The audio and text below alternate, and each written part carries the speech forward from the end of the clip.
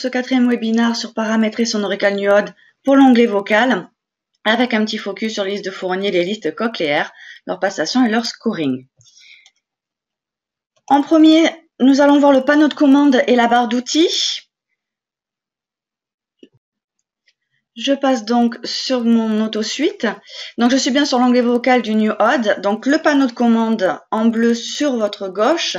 L'oreille testée, l'oreille droite, en binaural ou l'oreille gauche. La mesure conduction aérienne au casque ici ou aux inserts. D'accord? Il manque le A ici, traducteur CA. Oreillette égale insert ou casque. Donc, conduction aérienne, en conduction osseuse ou en champ libre. Ici, le SDT, ça vous permet de noter à partir de quel moment votre patient a commencé à entendre la liste de mots. C'est le seuil de détection que vous pouvez noter simplement avec un clic. Le SRT, c'est votre 50% d'intelligibilité, c'est-à-dire que quand vous allez avoir fini votre test vocal, il va tout simplement vous afficher le 50% d'intelligibilité. Le confort, c'est-à-dire si à un moment donné, votre patient vous dit qu'à cette intensité-là, c'est confortable, vous pouvez vous le mettre en rappel et vous le noter, d'accord? De même, pour le seuil d'inconfort, vous pouvez vous faire un rappel comme quoi à partir de cette intensité-là, la personne a trouvé le son inconfortable et agressif. Ça peut vous permettre de juger déjà de la dynamique vocale de votre patient. Le mode WRS-SRS, il ne fonctionnera que quand vous êtes en champ libre. Alors, il peut fonctionner, mais théoriquement, c'est le mode pour le test dans le bruit. Donc, ça veut dire que vous êtes en champ libre et que vous avez fait la petite modification qui est qu'ici, effectivement, vous êtes bien au haut-parleur et vérifie qu'ici, vous êtes bien au haut-parleur aussi. Si jamais ici, vous êtes au casque, ça peut être pratique parce que vous pouvez avoir envie de faire une vocale prothétique, par exemple, en masquant contralatéralement au casque. Mais si vous voulez faire un test en champ libre et mettre du bruit sur le deuxième haut-parleur, à ce moment-là, il faut aller dans Outils, Options. Ça va être dans Généralité. Vous allez ouvrir Mesure, Canal Masking Stimulus 2, vous ouvrez aussi et vous allez choisir ici. Si vous êtes en haut-parleur, au casque ou aux inserts. D'accord? Donc là, je le laisse volontairement sur le haut-parleur. Mais par défaut, moi par exemple dans mes tests, il est sur le casque pour une vocale en champ libre avec oreille contralatérale masquée au casque. Ça veut dire que si je présente ma voix à 60 dB et mon bruit allez, à 65, vous voyez si je suis en WRS et en automatique ici, il va calculer automatiquement mon rapport signal sur bruit, moins 5 décibels. Si je suis en manuel, c'est à moi de le rentrer manuellement. C'est ce que vous ferez si vous avez plus de 2 haut-parleurs. Si vous avez plus de 2 haut-parleurs sur lesquels vous diffusez le bruit, à ce moment-là, notamment avec un switcher, puisque avec l'Oracle New Od, il vous faut un switch et un ampli supplémentaire pour avoir davantage que 2 haut-parleurs. À ce moment-là, n'oubliez pas la sommation d'intensité qui fait que si à chaque haut-parleur supplémentaire, vous rajoutez à l'intensité du bruit délivré 3 décibels. D'accord? Donc ça, c'est vraiment pour la partie vocale dans le bruit. Sinon, en principe, ici, vous serez au casque. Sans appareil, les tests sans appareil, les tests avec appareil, un premier test avec appareil, un deuxième test avec appareil. Ça fait 2 notations différentes.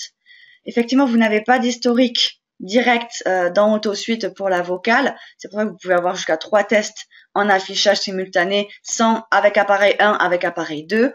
Vous pouvez tout de même retrouver vos anciennes courbes en utilisant le navigateur historique de Noah et les réafficher. D'accord?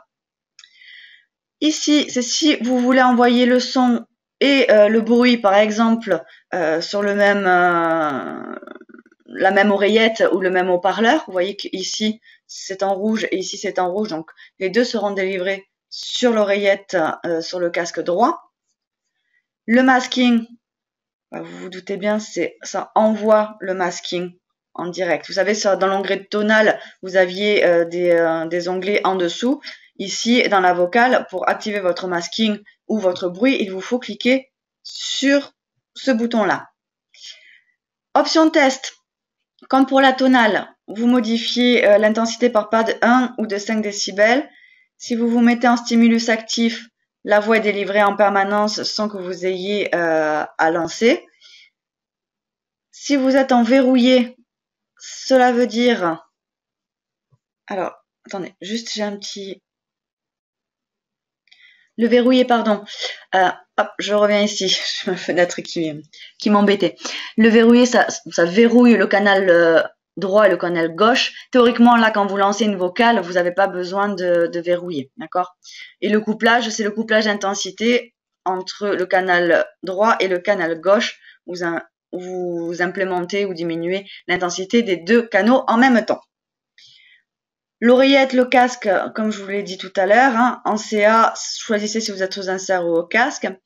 L'entrée, fichier, là c'est quand vous avez vos CD du Collège National ou vos fiches vocales directement enregistrées sur le disque dur de l'ordinateur, donc vous choisirez fichier.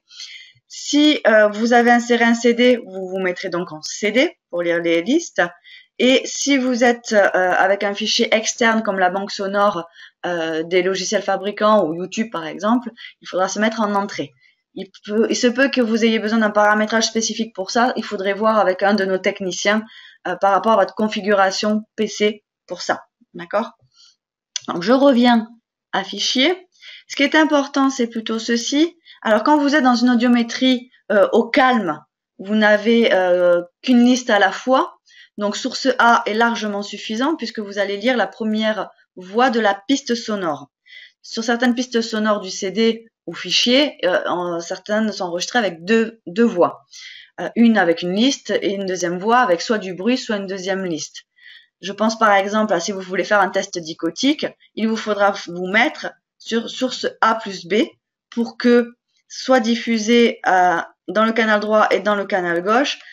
Dans le canal droit, la source A, la liste vocale, par exemple droite, et dans le canal gauche, la liste vocale B, c'est-à-dire la deuxième liste vocale du test dichotique. Quand c'est autre chose, quand c'est un test avec le bruit, par exemple les listes de Lafon, ça sera la source B, ça sera votre bruit de masking, votre fameux cocktail party ou l'onde vocale globale, d'accord? Donc, quand vous êtes au calme, une seule liste, source A. Si vous voulez utiliser les deux voix de votre CD, n'oubliez pas de passer en source A plus B. Si vous voulez parler, faire une vocale au micro, vous vous mettez sur micro. Micro plus micro, bon, ben, le micro sur les deux canaux, je vois pas bien l'intérêt, mais enfin, sait-on jamais. Et source A plus A, c'est si vous vouliez diffuser la même liste à droite et à gauche, ou le même bruit à droite et à gauche, d'accord? Donc par défaut, c'est sur source A, et quand vous allez passer en champ libre et que vous voulez faire des tests avec du bruit, si vous êtes en source A, le bruit à droite, ça sera le bruit de masking. Si vous êtes en source A plus B, le bruit... alors, il faut que j'arrête d'être en ipsi, ça sera plus clair. Voilà. Le bruit ici diffusé en contrôle latéral, en A plus B, ça sera la deuxième voix du CD, c'est-à-dire par exemple le cocktail party. D'accord? Bon, ça, on s'y attardera un petit peu plus sur la vocale dans le bruit. Ici, comme d'habitude, vous n'y touchez pas, d'accord? Ça, c'est lié à la calibration au départ. Très bien. On passe aux onglets qu'il y a en haut de votre écran. Donc, la disquette pour enregistrer vos tests. N'oubliez pas hein, de les enregistrer au fur et à mesure. Quand vous éteignez AutoSuite, forcément, il vous demande si vous voulez enregistrer vos tests. Parfois, quand vous changez aussi de module. Mais si vous ne l'avez pas enregistré, que vous êtes vous allez démarrer un autre test, vous pouvez perdre votre vocal de la séance. Donc, pensez à enregistrer systématiquement. Imprimer, comme pour l'onglet tonal, ça va imprimer le rapport par défaut que vous avez mis en priorité et que vous retrouvez dans rapport, c'est le premier de la liste. Pour le changer, vous irez dans outils, gestionnaire de rapport, vous choisissez le rapport en question, vous le passez en appuyant ici sur la liste ici et vous sélectionnez et vous déplacez votre rapport pour le mettre en première position pour que ça soit le rapport par défaut. N'oubliez pas que vous pouvez toujours faire un aperçu juste ici, avant d'imprimer. Il y aura un webinaire spécial pour AutoReport, hein, pour la création de rapports personnalisés. Donc aujourd'hui, c'est pas l'objet, je m'attarde pas dessus. Ensuite, nous avons le retour en arrière sur les actions ou en avant sur les actions, le choix de l'oreille. C'est la même chose que ce qu'on retrouve juste ici. Remplir un commentaire, si par exemple là moi j'avais précisé que la vocale dans le calme était en Fournier et que la vocale dans le bruit que j'avais faite était en Dodley plus cocktail party. Pensez à aller vérifier ces commentaires parce qu'ils restent par défaut, c'est-à-dire que si vous refaites un test 6 mois plus tard, que vous voulez refaire un rapport à votre ORL, vous verrez dans votre rapport si vous avez mis l'onglet commentaires en cochant ici inclure les commentaires dans les rapports imprimés, votre commentaire sera toujours là, d'accord? Donc checkez quand même qu'il n'y soit plus ou modifiez-le en fonction. Ici, vous avez accès à l'onglet options directement, de même que outils options, vous pouvez y accéder directement par cet onglet ici, c'est assez pratique. Ici, vos tests prédéfinis, c'était l'objet du premier webinaire, j'y reviens pas dessus. Accessible aussi par la touche F8 directement. Le premier webinaire, je vous rappelle, il est accessible directement sur www.autometrix.fr, rubrique connaissances ou formation, et dans webinar. L'aide en anglais, certes, mais qui peut vous apporter pas mal de réponses, d'accord? Donc n'hésitez pas à taper les mots-clés dans la recherche. Et navigateur pour naviguer entre les différents modules, panneau de commande pour connecter à votre audiomètre. Nouveau test, test manuel, parlez à votre patient quand vous êtes en double cabine, parlez à votre patient quand vous êtes en simple cabine avec le micro de table directement dans le casque, choisir où est-ce que vous allez afficher le canal droit ou le canal gauche sur votre écran et où est-ce que vous allez envoyer le stimulus prioritaire.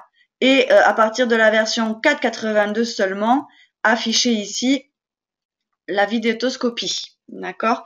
Vous pouvez pas enregistrer, bon moi la mienne est vide puisqu'il n'est pas branché, mais vous pouvez checker les oreilles avant de refaire un test. Et ce qui m'intéresse, c'est lui, l'option score et lecture. Donc selon les listes de mots que vous allez utiliser, vous allez vous mettre en score de mots ou en score de phonèmes, d'accord? Je reviendrai en détail ici tout à l'heure quand je vous parlerai de la liste de Fournier et la liste de Lafon, d'accord? Je reviendrai sur cet onglet-là. Bien, ici, sur votre droite, vous avez, si vous cliquez ici, l'ensemble des listes que vous aurez testées. Bon, moi j'ai rentré un test manuellement, donc j'ai pas de liste, avec les mots faux et les mots justes. Ici, vous n'avez que l'audiogramme. Alors, si votre écran est en face du patient, je vous conseille fortement de vous mettre sur audiogramme, pour pas qu'il voit la liste en même temps. Du coup, vous ne la voyez pas non plus, mais prenez-vous une liste papier éventuellement, ou alors pensez à bien tourner votre patient pour éviter de savoir si il a une bonne vue plutôt qu'une bonne audition. Ici, vous avez à la fois la liste et l'audiogramme en dessous, avec les indications, rappelez-vous, de la perte moyenne en conduction aérienne et la perte moyenne en conduction osseuse. Et votre fameux indice acoustique et le pourcentage d'énergie vocale contenue dans la banane vocale d'un Normand entendant.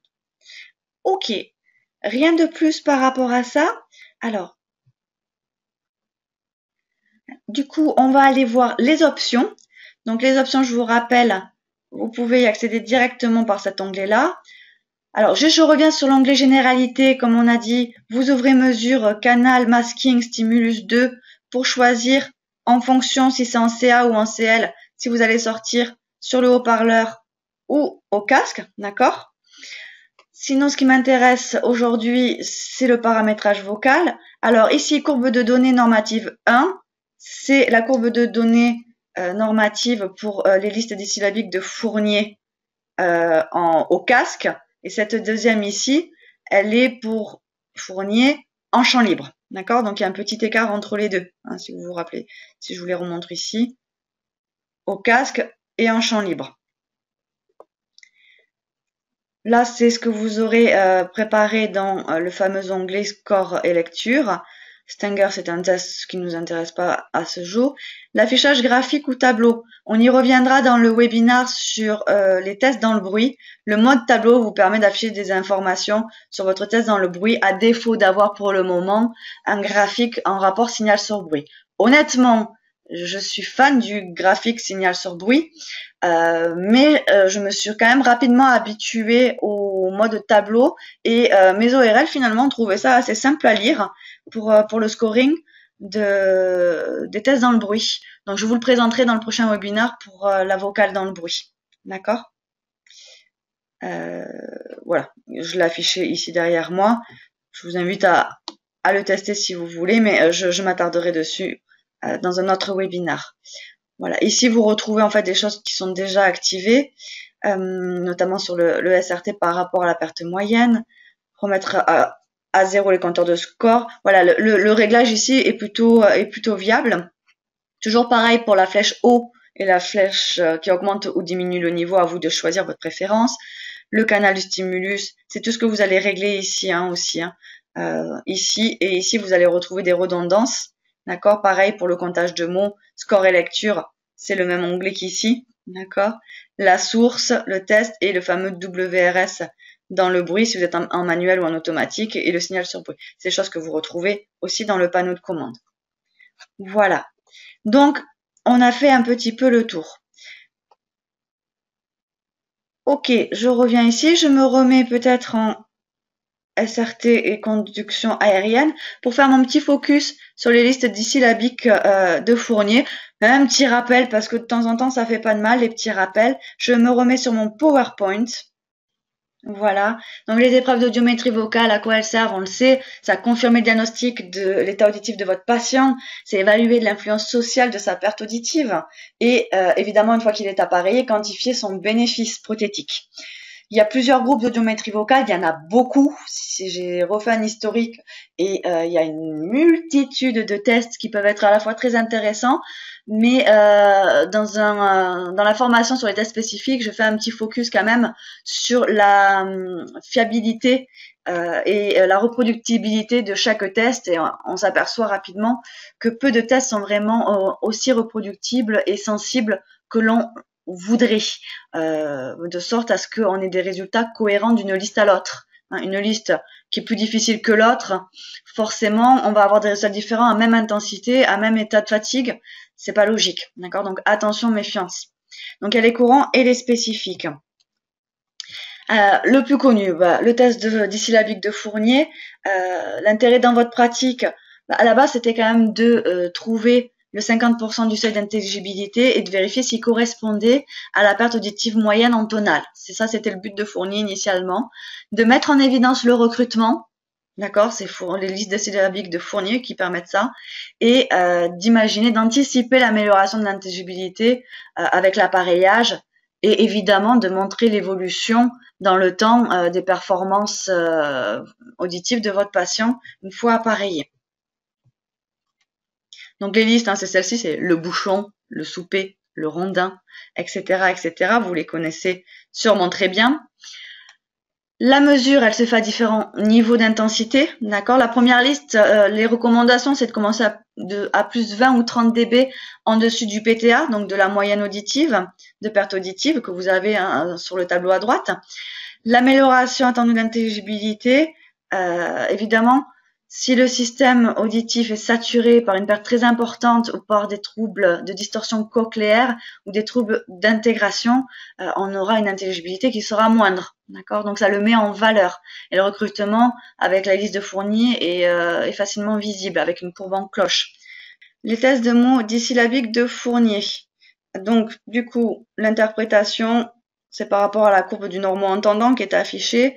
Si vous avez une tonale inversée et que la courbe est beaucoup plus redressée, souvent on est face à un problème de transmission, une autospongiose par exemple. Si au contraire elle est beaucoup plus inclinée, on est sur le cas typique d'une surdité de perception.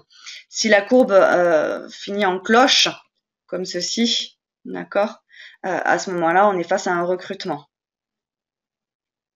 Ça vous le retrouvez sur le PDF. Avant d'aller sur les listes cochléaires, juste, on va voir le petit onglet justement score et lecture. Donc, quand je veux faire une liste dissyllabique de Fournier, je me mets ici en score de mots, d'accord? Vous pouvez mettre correct et incorrect, c'est-à-dire que il vous faut bien préciser si c'est plus ou moins, si c'est une réponse positive ou une réponse négative au fur et à mesure. Sinon, si vous êtes en correct seul, s'il n'y a pas d'intervention de votre part, le mot qui n'a pas été validé sera mis en faux automatiquement et vice versa avec des incorrects. La lecture, si on est pour une vocale dans le calme, ces modes-là, pause, lecture différée et lecture différée, peuvent être intéressants. Pourquoi? Parce que le mot suivant va être activé automatiquement à partir du moment où vous rentrez la réponse. C'est-à-dire dès que vous appuyez sur plus ou sur moins sur votre clavier ou ici sur le lecteur, le mot suivant va arriver. D'accord? Donc essayez de pas aller trop vite non plus, d'enchaîner les mots. Laissez-vous, si vous voulez laisser un délai de 2 ou 3 secondes entre chaque mot, à vous d'attendre avant de rentrer plus ou moins pour passer au mot suivant. Pause de lecture différée, autoscore. Ça veut dire que là, par contre, si vous n'avez pas rentré de réponse positive ou négative, le mot suivant va quand même être diffusé au bout de 4 secondes. Contrairement à si vous vous mettez en lecture différée ici, le mot suivant va être diffusé uniquement quand vous allez valider une réponse. Si vous ne validez rien, le mot ne va pas passer au suivant. Ça restera en l'état, en pause. D'accord? Si vous vous mettez en lecture continue, les mots vont être diffusés automatiquement, que vous répondiez ou pas en mettant le scoring, toutes les 4 secondes. Du coup, juste, j'en reparlerai aussi dans le webinaire test dans le bruit, mais ces deux modes-là, si vous utilisez la deuxième piste, la deuxième voix du CD pour le cocktail party et non pas le masking de l'audiomètre, à ce moment-là, ça va pas parce que vous allez avoir le mot et le son qui vont être, le bruit qui va être diffusé en même temps de cocktail party, mais ils vont s'arrêter aussi en même temps. Donc, ça fait pas un bruit continu, ce qui n'est pas bon pour un test dans le bruit, d'accord? Donc, lecture continue si vous voulez diffuser en champ libre le cocktail party, d'accord? Sinon, vous pouvez vous mettre en pause ou en lecture différée si le bruit qui sera diffusé, c'est de la parole bruitée. Si vous passez par le module masking, ça veut dire que vous seriez ici en source A, d'accord? Et ici, ça serait le masking normal, celui qui est délivré par AutoSuite. Du coup, je reviens à mon PowerPoint pour les listes cochléaires et on aura les listes cochléaires, vous les connaissez, hein, Bill, Dor, Field, Sage, Gain, etc. Il y a 51 unités, 3 phonèmes par mot sur 17 mots testés par liste, d'accord? La reproductibilité, elle est très satisfaisante, même si certaines listes ne sont pas complètement équilibrées. La sensibilité est moyenne, parce que on est en phonème caractéristique qui réduit la suppléance mentale. Donc, on a une bonne sensibilité quand même. La sensibilité, c'est l'implication de la suppléance mentale. Donc, 20 listes de 17 mots de 3 phonèmes, d'accord? 51 phonèmes à tester. L'intensité de passation. La liste cochléaire est un test supraliminaire. Elle dépend du niveau de confort du sujet. Donc, soit vous le faites au niveau de confort du sujet, le fameux MCL que je vous ai proposé de noter tout à l'heure, soit la recommandation de Lafon, c'est de prendre la perte à 2000 Hz et de rajouter 20 dB. Ça, c'est la reco Lafon. Derrière, d'autres recommandations d'audioprothésistes, c'est de prendre le PTA, hein, la perte auditive moyenne, plus 20 dB. Parce que quand vous avez une perte de ski avec un 250 à 5 dB et un 2000 à 75 dB, il apprécie pas le plus 20 dB. Hein. Honnêtement, le 95 dB, ça passe moyen en principe. D'accord? Donc, à vous d'adapter. On a les listes ici. Je vous ai mis un rappel de chaque piste, enfin de chaque type de test selon les CD un peu plus haut dans le PDF. Hein. Donc, normalement, liste cochléaire, si on reprend le protocole initial, c'est une passation au casque d'abord sur la meilleure oreille en termes d'audiogramme tonal, sur la deuxième oreille en binaural et en binaural au casque avec avec la lecture labiale. D'accord? Alors ici, il y a un consensus, moi, selon les lectures, j'ai au casque ou j'ai en champ libre. Les personnes qui ont écrit sont très reconnues, donc je ne prendrai pas position là-dessus, d'accord? Moi, je la fais en champ libre, d'accord? Parce que ça me sert après à faire un contrôle. Donc, à chacun sa méthode. Les règles de notation, évidemment, c'est un phonème erroné égale une erreur, un phonème erroné ou manquant. Par contre, un phonème supplémentaire, s'il a rajouté un son supplémentaire, c'est pas une erreur, d'accord? Vous le comptez pas comme une erreur. Vous comptabilisez le nombre d'erreurs que vous multipliez par 2 et heureusement, AutoSuite le calcule automatiquement pour vous. Mais pour ça, avant de venir ici, je vais revenir sur AutoSuite. Voilà. Score et lecture, n'oubliez pas de vous mettre en score des phonèmes, d'accord? En l'occurrence 3 ici. Et là, bon, calculer le score tous correct, c'est plutôt pas mal comme système. Ici, vous pouvez plus choisir un correct ou incorrect. Pause ou lecture continue, toujours pareil, hein, 4 secondes, pas 4 secondes, au fur et à mesure de ma réponse. Et l'autoscore pour les corrects ou les incorrects. Donc, ok, je vais aller chercher ma liste de Lafond. Ici, tout en bas, parcourir. Je descends ici et je cherche doucement l'onglet Wordlist, AutoSuite Wordlist. Alors là, moi j'ai les CD, les listes du CD du Collège National. Vous pouvez avoir d'autres listes, hein. Liste CD1. Voilà, ok. Et je vais avoir ici les listes Cochléaire de Lafond, en voix masculine ou éventuellement en voix féminine ou en voix d'enfant, hein, le E pour enfant. Voilà, et je vais diffuser ma liste et noter 3 phonèmes justes. Ah, un phonème juste. Rien n'était bon dans le mot qu'il a répété. Le mot était entièrement juste, etc., etc. Et le calcul se fait automatiquement jusqu'à la fin, jusqu'au 17e mot. D'accord, etc., etc. N'oubliez pas, à chaque fin de test de liste diffusée, de valider avec le S. D'accord, sauvegarder. Parce que si vous passez à une intensité suivante, sans avoir validé avec le S, vous perdez votre point. D'accord, on le fait tous. Hein. Ça nous arrive forcément une fois. Ok. Je reviens juste sur mon PowerPoint. Rapidement, avant de vous libérer, petite interprétation des résultats et la mise en pratique.